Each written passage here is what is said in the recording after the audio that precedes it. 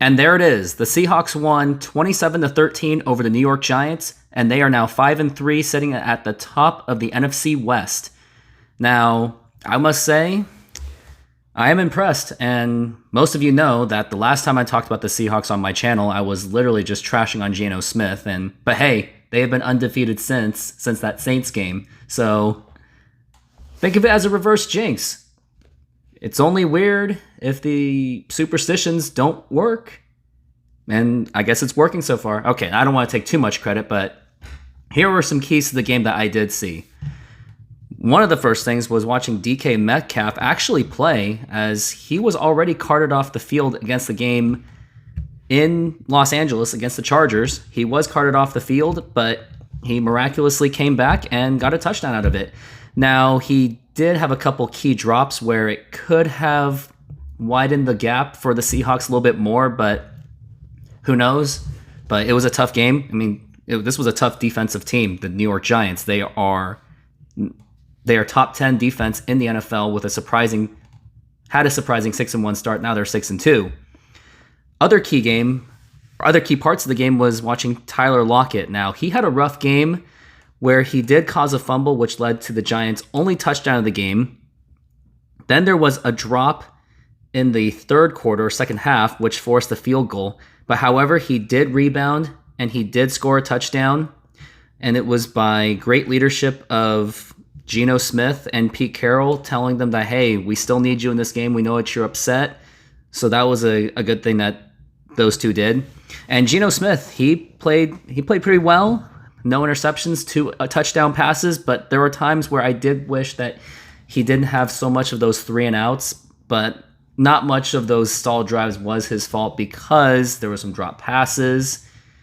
The defense just had their number for a little bit, not as much, but at least in the beginning of the game where it was pretty much a standstill where it was just 3 and out, 3 and out, 3 and out.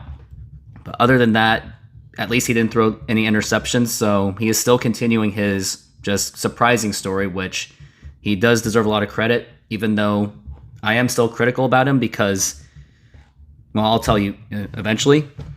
Kenneth Walker, I did like how he played. Now, although he didn't give you the big sexy numbers, but he did score that touchdown where he broke 3 tackles to score against the Giants, so that was fun to watch. Next, other things I saw was the defense played pretty well, considering that they have had quite an up and down year where they had that huge disaster of a game against the Saints, but they came in today with 5 sacks on Daniel Jones. Now, the other funny part of this game, this was pretty much the last parts of the game, where Geno Smith had a nice run that would have been a first down, where Geno possibly could have just taken the knee to end the game and give the defense a little bit more rest. But however, Pete Carroll just happened to get in the way of the ref by accident, which caused the flag. And the funniest part, the ref was like, we have a sideline interference on the coaching staff.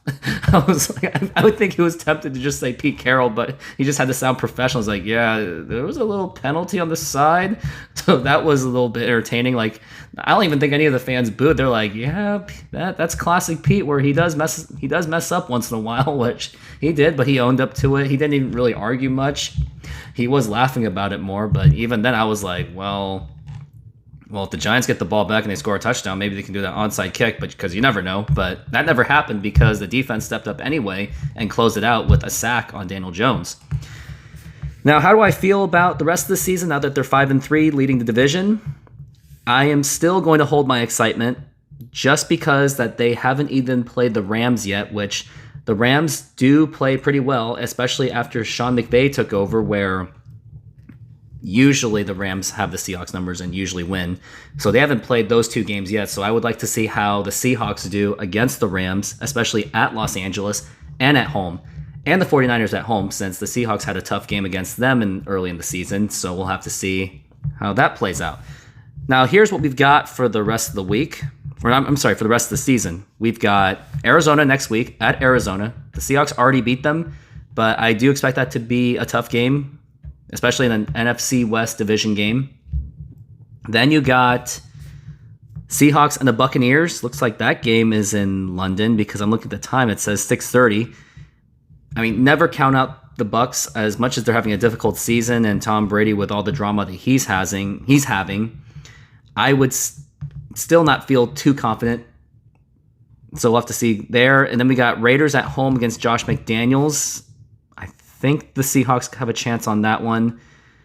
And that is going to be after their bye week. So after the Buccaneers, they'll go on the bye. And then they will play at Los Angeles on December 4th against the Rams. So we'll have to see how that goes because I don't expect that to be an easy game at all. I don't even expect to win. It's the Rams. They will always make it as tough as possible. And just for fun, I'm going to just say what we've got the rest after December 4th. Then we got home against the Panthers, which that shouldn't be too difficult considering that they're having a difficult season since they've already been cleaning house there and gave up Christian McCaffrey to the 49ers. Great job, Panthers. Now you just gave him to our NFC rival. Then you got 49ers at home, so that will be looks like that will be an NFC championship. I'm sorry, not NFC championship, but Sunday Night Football. Then got at Chiefs against Pat Mahomes. You never want to go to Kansas City, especially with Pat Mahomes. Then Jets at home, and then close out against the Seahawks or against the Rams at home. So we'll have to see how this goes. But other than that, it was a pretty impressive game today. Other than some stalled drives in the beginning of the game, but they did step up in the second half.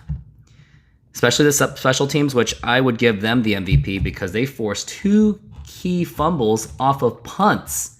And they did lead the scoring drive. So we'll see where that goes for the Seahawks for the rest of the season. And hopefully they will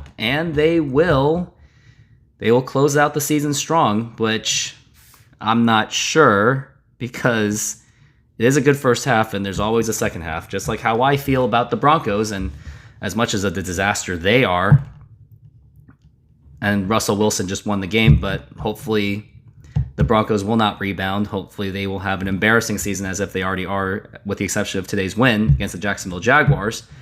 But hey, the more the Broncos can lose, they'll do the tanking for us, and we'll get a top pick.